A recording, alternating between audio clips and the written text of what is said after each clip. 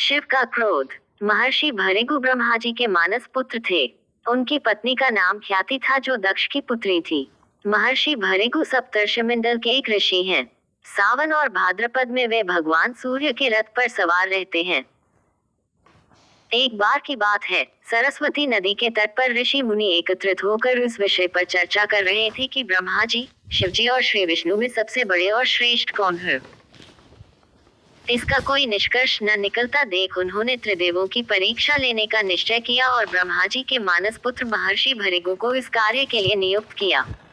महर्षि भृगु सर्वप्रथम ब्रह्मा जी के पास गए। उन्होंने न तो प्रणाम किया और न ही उनकी स्तुति की। यह देख ब्रह्मा जी क्रोधित हो गए। क्रोध की अधिकता से उनका मुख लाल हो गया, आंखों में अंगारे दहकने लगे। लेकिन फिर यह सोचकर कि ये उनके पुत्र हैं, उन्होंने हृदय में उठी क्रोध के आवेग को विवेक बुद्धि में दबा लिया। वहां से महर्षि भृगु कैलाश गए।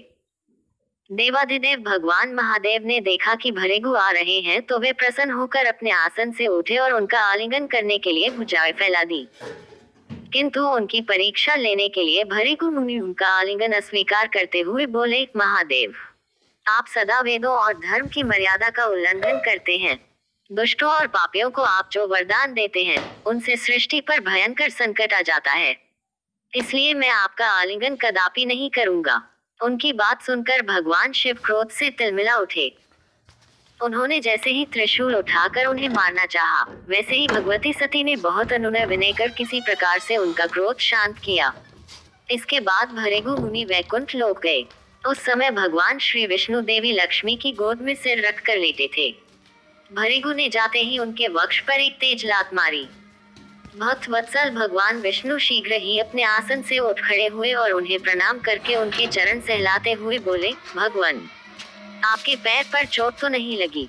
कृपया इस आसन पर विश्राम कीजिए। भगवान, मुझे आपके शुभ आगमन का ज्ञान न था, इसलिए मैं आपका स्वागत नहीं कर सका। आपके चरणों का स्पर्श तीर्थों को पवित्र करने वाला है। आपके चरणों के स्पर्श से आज मैं धन्य हो गया। भगवान विष्णु का यह प्रेम व्यवहार देखकर महर्षि भृगु की आंखों से आंसू बहने लगे। उसके बाद वे ऋषि मुनियों के पास लौट आए और ब्रह्मा जी, शिव जी और श्री विष्णु के यहाँ के सभी अनुभव विस्तार से कह बताया। उनके अनुभव सुनकर सभी ऋषि मुनि बड़े हैरान हुए और उनके सभी संदेह दूर हो गए। तभी से वे भगवान विष्णु को सर्वश्रेष्ठ मानकर उनकी पूजा अर्चना करने लगे।